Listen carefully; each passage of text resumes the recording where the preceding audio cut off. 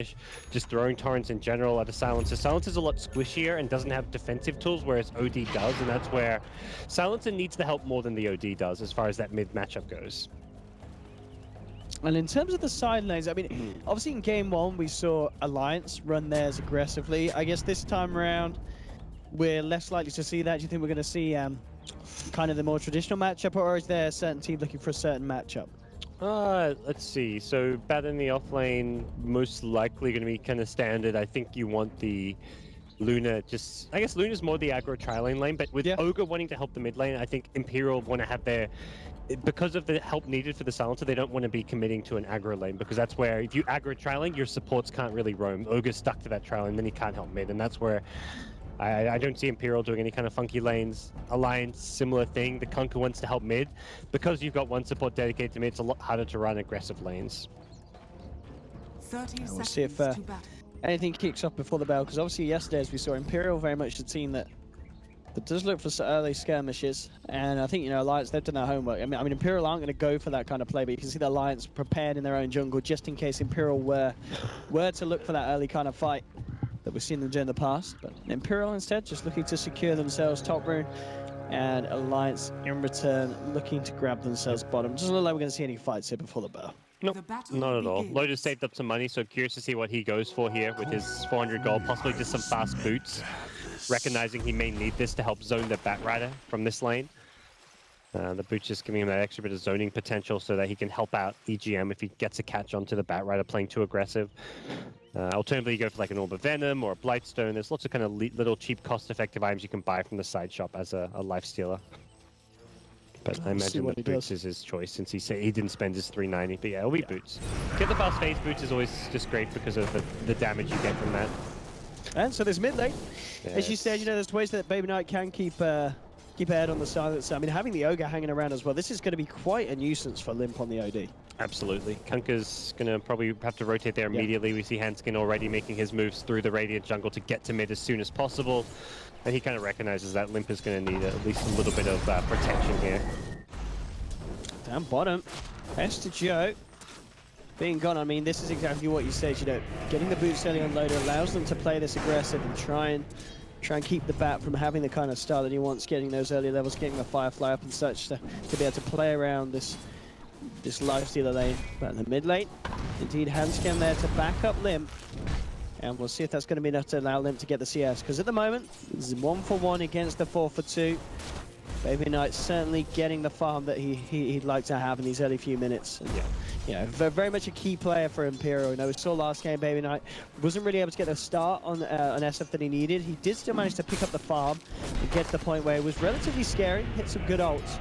But you just imagine if Baby Knight does have a free lane at the start, then he's able to do some magic in these games. Very much a standout player for Imperial. Interesting to see him go for the level 1 last word, just using that kind of as some harass. There's 150 damage at level 1, and it is pretty high damage, but it's also very mana intensive, so normally you'd expect to see either the Glaives or even the Arcane Curse, because the Arcane Curse slows. But bottom lane is where they'll find the first blood. The boots really from EGM paying off, and they punish some over-aggression from Batrider. Yeah, I'll be interested to see how long Hester Joe wants to kind of put up with this and stick in the lane, or if we are going to see him go to jungle. He's going to come back down here. Yeah, you die once, you definitely want to come back down, because that's where some of the spells are on cooldown. Shadow Demon's going to be out of mana. EGM actually wants to suicide here.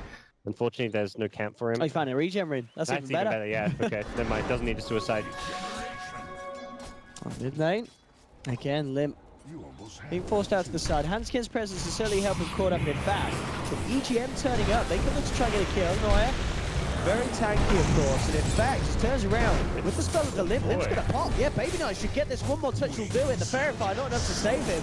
And they'll get themselves a kill. Noya was dragged back by the X-Bug, has a fair bit of shadow poison on him. He has a Fairy-Fire and a Tango to get going, but with the Torrent connecting, that should be enough. He'll get out one more Fire Blast, and in fact, oh, he's gonna live! He's gonna live this one. Ogre's out. +2s? No. A Baby Knight just forces them away. One more touch on DGM would have done it, but Limp turning back into the lane is going to mean he can't find the kill. But Imperial dealing with the mid lane aggression from Alliance very nicely, keeping both Baby Knight and Noya alive and getting that kill. Yes. Fantastic from start for the mid lane. Baby Knight getting his first kill. CS-wise, he's not doing amazing by any means, but at least doing decent as far as getting the kill. And it's just been that constant fighting and hits being exchanged around this mid lane where Silencer getting slightly lower than free farm is like a good trade-off to make sure the OD is being shut down. OD a little bit more farm dependent than the Silencer is. I'm top Jonathan fan. Wow, he's having a great time in this offlane. Almost level 4 already. He's really actually bullying the supports. But this is the problem with committing to that dual lane with the Ogre. I mean, he's bullying the supports, but he's not managing to slow down Ace's farm. No. Ace 22 for 15, having a much better time than Loader down on the bottom. Even though Loader got the kill, not quite as much CS. A lot of denies going on. So. And similar to Legion, Bat's also level 4, so the offlanes are getting about the same. Yeah, Bat died once, but it was kind of like a death where he knew the creep wave was going to be pushing to his tower, and as soon as he died, he TPs back to the lane and gets like another level and a half. So it was kind of one of those quote-unquote acceptable offlane deaths, because you actually, it's like a trade where you get farm and XP for dying, which in some situations is worth it in the offlane. On mid lane, again, just throwing out the Astral Torrent. Nothing to follow through again. Neuer just makes himself present. And that is enough to stop Alliance from going in too ham on Baby Knight. I mean, this Ogre pick certainly seems to just be one that could cause a lot of issues for an OD mid, as we're seeing, just making it a lot easier for Suns to have the space. Meanwhile, top lane, though, Rise gets the catch out onto Jonas and Fan. He tries to turn around and get himself out of this, but one more touch from Ace will bring him down. And Luna going from strength to strength now. Both safe laners from each side getting themselves involved in early kills. Yeah, both very farm. Looking at lifesteal, it doesn't have any great infest targets to make moves when he hits kind of level 6, 7, 8. Ideally, you're looking, I guess, OD later on with a 4-star or something, but even that itself isn't great. Yeah, Legion Blink, absolutely. But you're not going to be seeing Jonas have a blink anytime soon, so he's going to have to just make rotations using his phase boost movement speed, and perhaps probably has to wait till like level 8 so he has at least 3 or 4, like 3, maybe 4 points in open wounds for the extra cast range. But he's not in any rush to make rotations. Like the lanes are going okay enough for Alliance right now. They can, they don't want to rush things by any means. Still mid lane, then catching back up again. Using the torrent here. Just constant harass, being annoying. Has the OD with the aura there, so he's getting, I believe, a lot of just procs from that to allow him to sustain the X torrent combo. Well, indeed, interesting. Enough, yeah, he's only used 3 of his skill points at the moment. Baby Knight. Silencer. Okay. Waiting to see if a kill opportunity comes up with the Arcane Curse or Last Word. Yeah, seeing what kind of situation arises. Yeah. The Last Word doesn't, like, damage-wise doesn't scale all that well. Like, no. The silence duration goes up, which is the main reason to level it up. But the Arcane Curse is like your long-range reliable damage, and the move slow as well component is always good. So if you can combine that with the Ignite, something you're looking at potential kills, and there we go. Making a go onto them. Suddenly chucks 3 points in the Glaives of Wisdom, thinking he could maybe go aggressive there, but didn't find too much. And this is the right-click build. With the Bloodlust, he can do some good right-click damage. I mean, all 3 of Silence's skills are worth leveling up, for sure. It's always kind of the big question mark, which one do you want to go for? At the moment, Loader's actually been able to get himself a little bit ahead of Ace's farm. 44 on Loader. 34 CS on Ace, so Loader, I believe he had a bit of a neutral stack there, like a triple stack at the side camp. So give him a nice little boost. And Jonas fan could be in a lot of trouble here. We see this rotation coming out from Imperial. Rise to kick the action off. They'll chain stun this man up. TPs are coming in. It's not going to be in time though. Jonas fan down. The question is, can Alliance find something to return? Now looks moving on to Neuer, but the global silence is there, and indeed Ace turns around with the Eclipse, but there's 4 members of Alliance here. They're ready to fight. Imperial, they're outnumbered at the moment. The Torrent onto Ace. They've already popped most of their spells.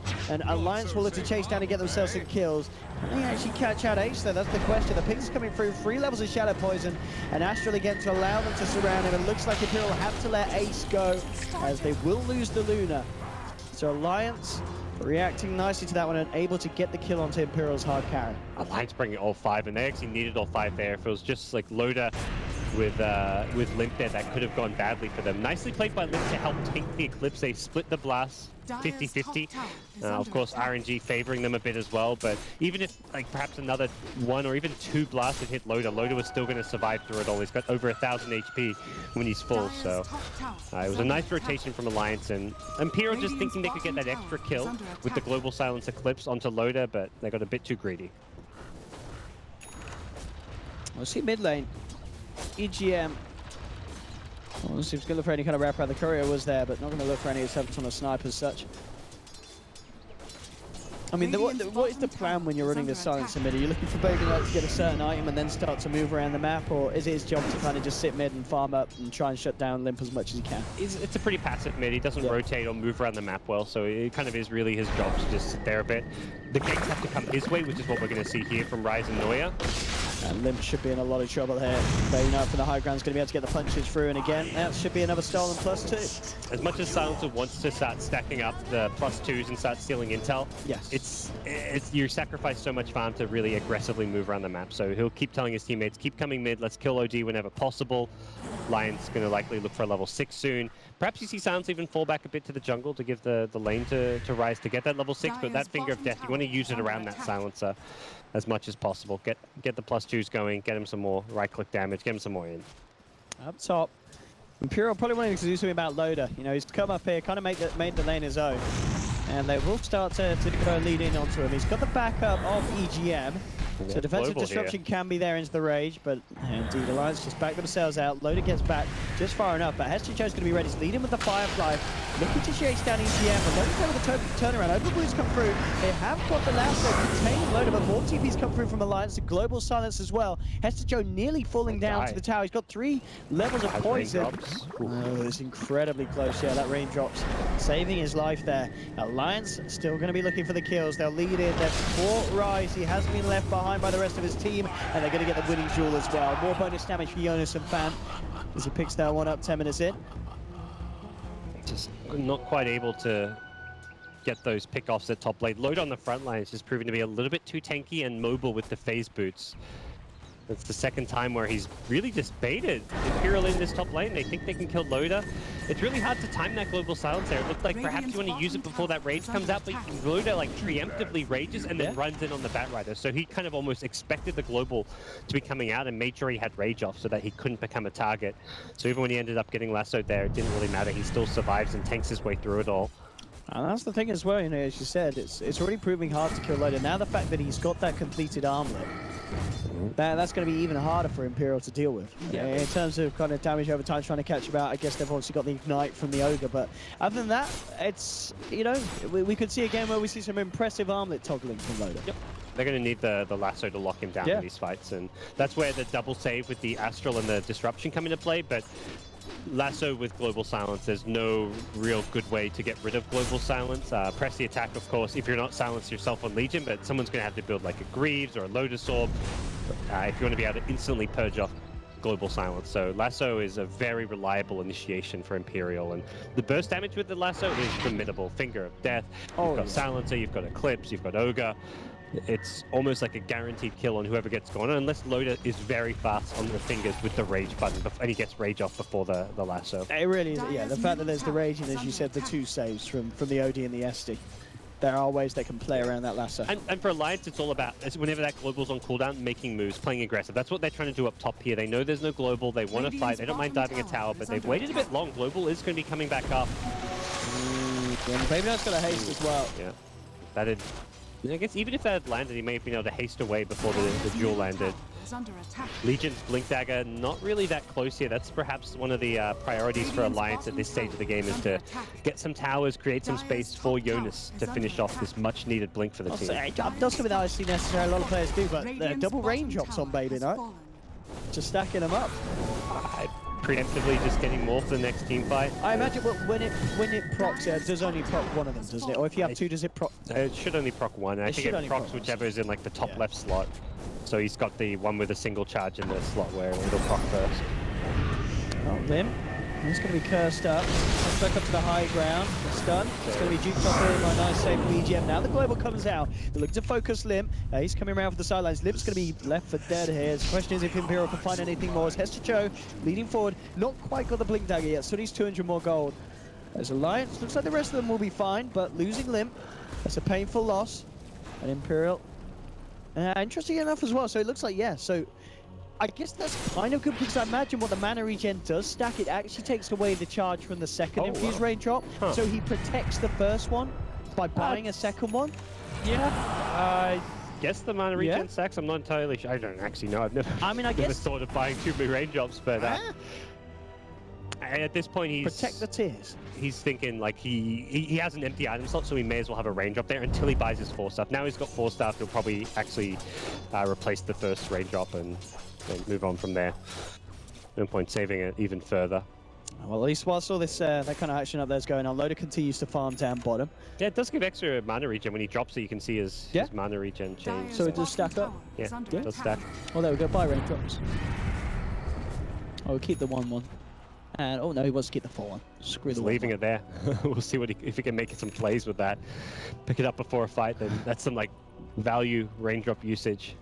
Hashtag efficiency coming out for Baby Knight, but 4-star had very good timing. He's level 10 as well, so has XP to back it up. And that's something where Lib's really struggled. He's only level 8 still.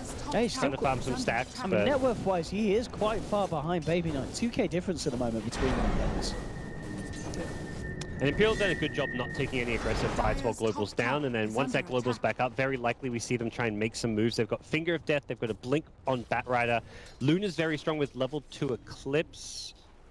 Hasn't actually skilled it yet, but is level 11, so they've got a couple big timings just that they've just recently reached. But the only one thing they're missing is that Global. Maybe Knight's got an Invis as well as he actually used the 4-star there, so he needs to be a bit careful here at mid. He's hanging around. The raindrop bait. It's bait for the Batrider. He's like, come and get it.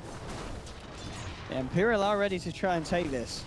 Oh, watch them actually go for that raindrop and... oh, they see Baby Knight now.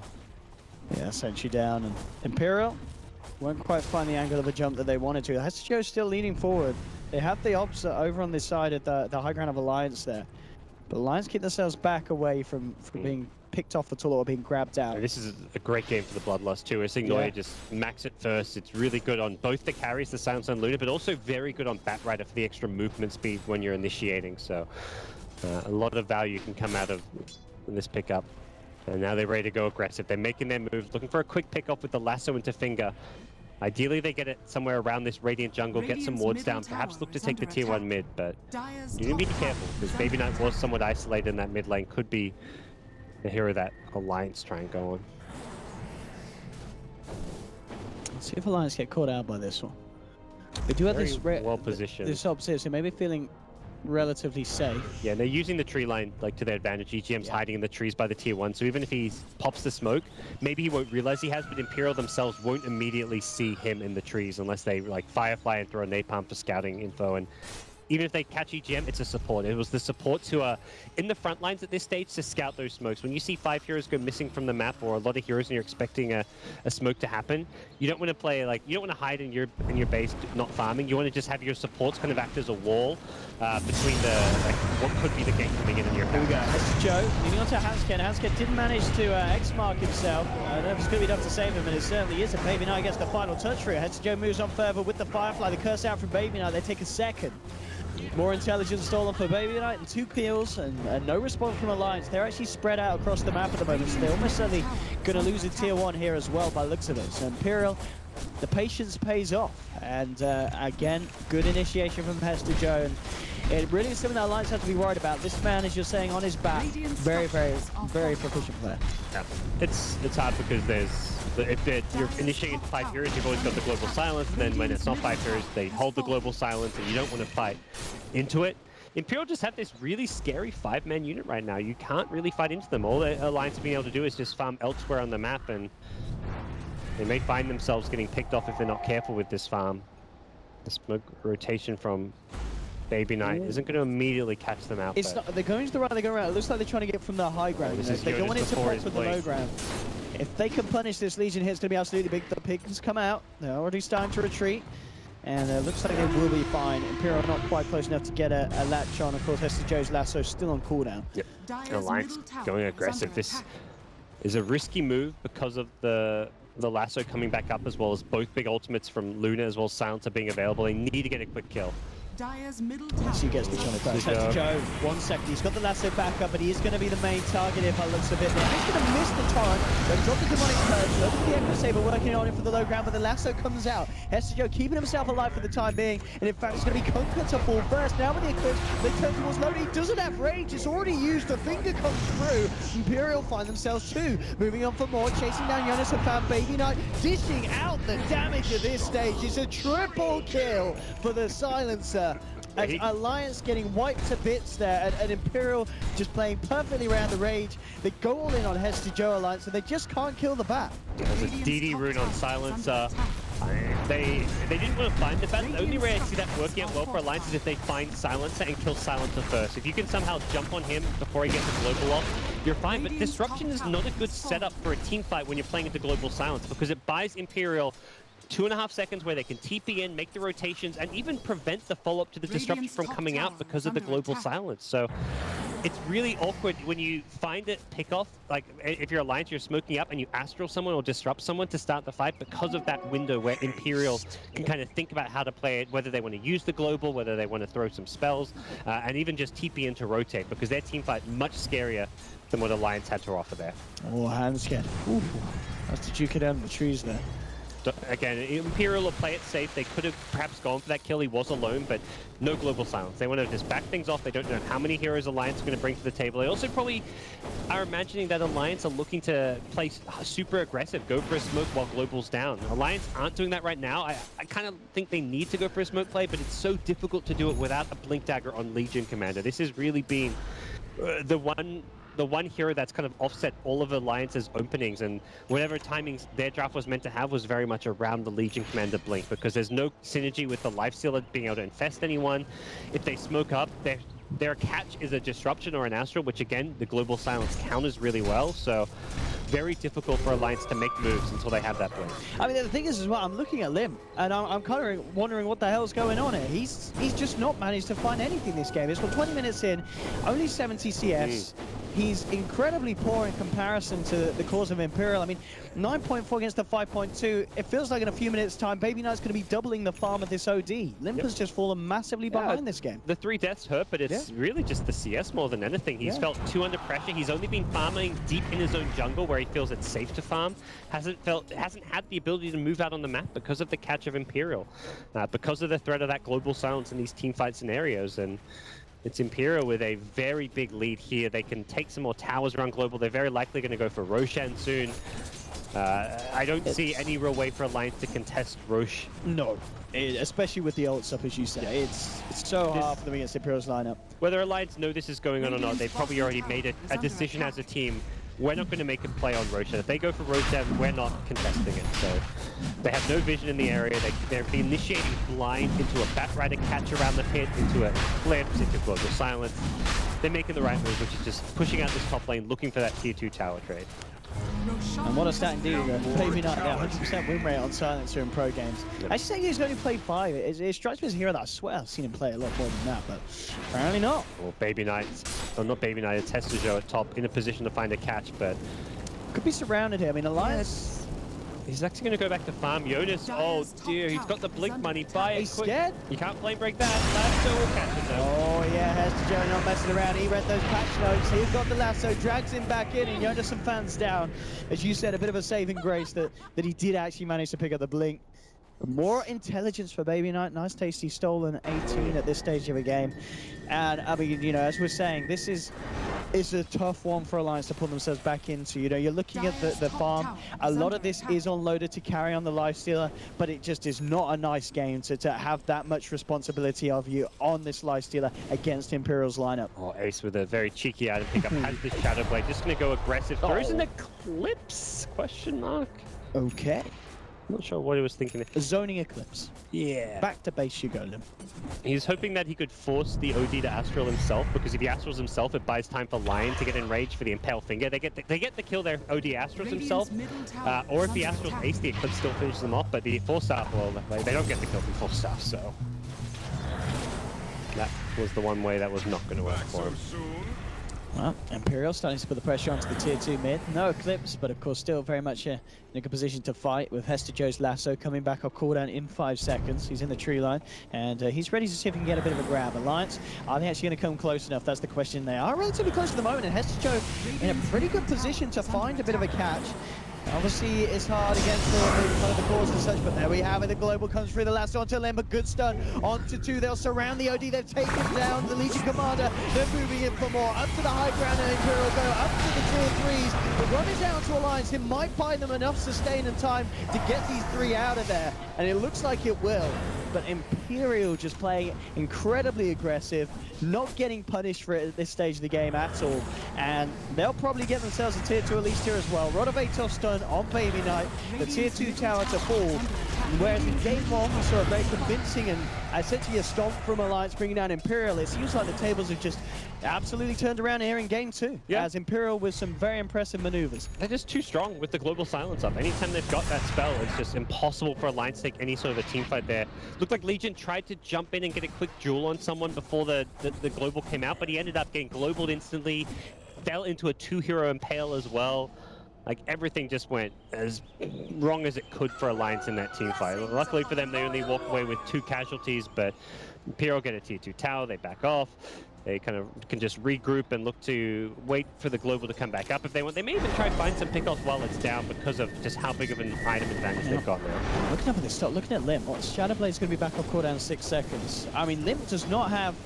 His TP's on cooldown for 40 seconds. He doesn't really have any way of getting himself out of there if they do decide to go out. Right, looking to lead in onto Loader. He's going to have to go first off here, fighting Anderson Fama. Hester Joe's there. Finds the lasso. Needs a bit of a damage out, but Ace focuses towards ETN first. They'll take him out, but already falling in the midst of the river. The Legion's down. Loader's being chased down by Imperial. Hester Joe jumps forward, knocks him back in range of Rise's Hex. They take down the Lifestealer as well. Imperial 16 for 3 now at this stage.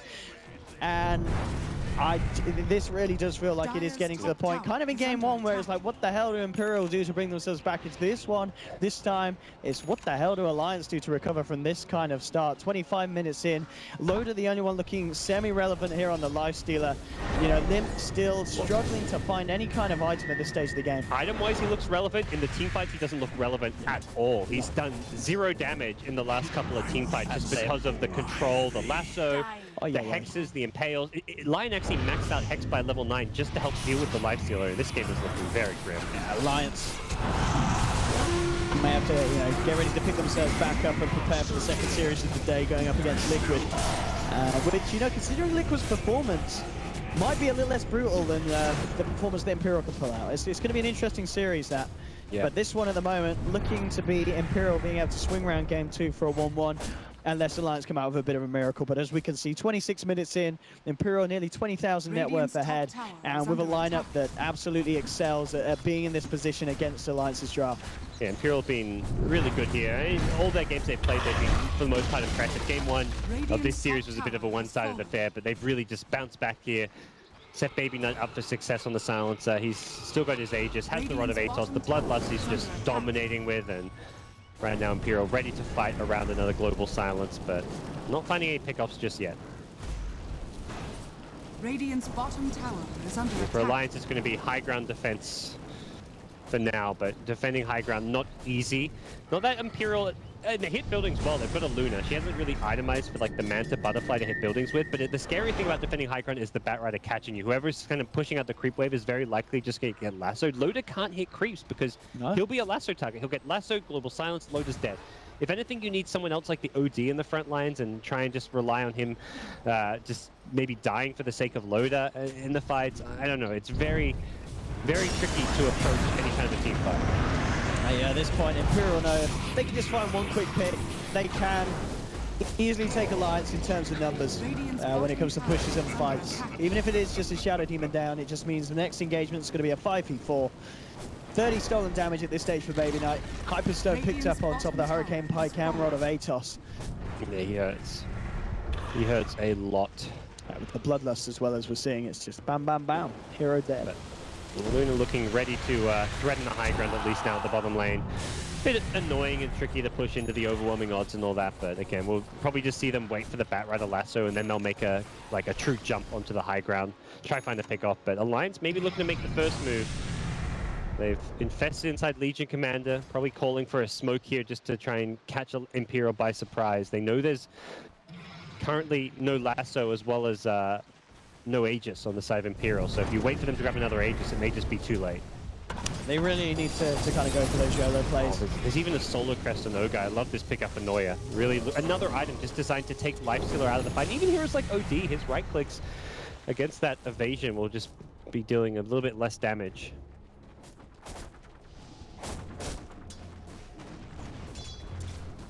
Imperial ready to go for that final push by the looks of it. Level 16 just hit on. And Baby Knight Silencer as well, so he's going to have that extra bit of potency for his ultimate. Even got the Moonshot now, so his attack speed skyrockets with the Bloodlust. He is going to kill heroes very fast. STJ ready to kick it off. Again, Lasso and Global Silence is a combo that's pretty hard to break. EGM to fall as well. There'll be a try-back from Lim. Youngest fan looking for the wrap around, but he's going to get head stuck, taken down. Logan will come out, looks to focus down on Baby Knight, will kill the Silencer. Now turns towards Noya, but the Eclipse coming out from Ace, brings down the Kunkka. It's a dieback from Lim. And, well, the Kunkka buying back into this.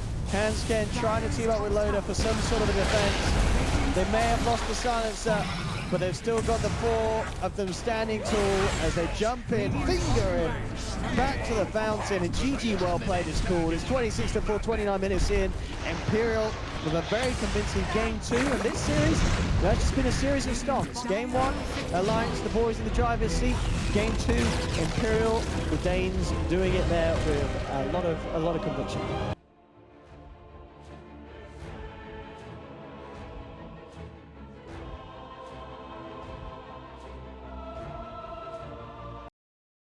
Time from the Timmerman to get himself ready for the fight, and he just rages, goes for the TP out. Can they kill him in time? Yes, they can. That's a nice kill for Loda. I'm moving for more. This could be the liquid throw. Maybe not though, as the GA comes out. Still stick around for this one. Loda moving forward, trying to look for mind control. In fact, mind control turning around with the damage. They'll take Loda down. That's the Weaver out. Now turning their attention towards Jonas and Fan. There'll be no throws today here from Liquid. Sanity comes through. The 9K. Too much damage for Alliance. Ultra kill for Liquid. And Miracle, let's give him a rampage. Give him a rampage, boys and girls. Oh, Kuro! How could you? He takes it away from him. The buybacks come out, but Liquid at this stage dismantling Alliance. Well, Fly would have given him that rampage. Yeah, Fly would have given him that. No, that's dominant stuff from Liquid. It looked a little rough when Matu died at the start. I think Volvo was a little hesitant to use the GA. He could have GA'd him while he was rage TPing and probably saved his life. This is looking pretty much over, guys. Yeah, I'd say it's not even about Liquid life stealer. Liquid just destroying them with the Omni OD. Prepared for your pub game. This combo is not going anywhere. And it's just not, as we said, you know, it looked like on draft there's going to be issues with controlling Loda, but Liquid, they've just ignored it, and they play perfectly. And Loda having to time himself back. Kuroki will get himself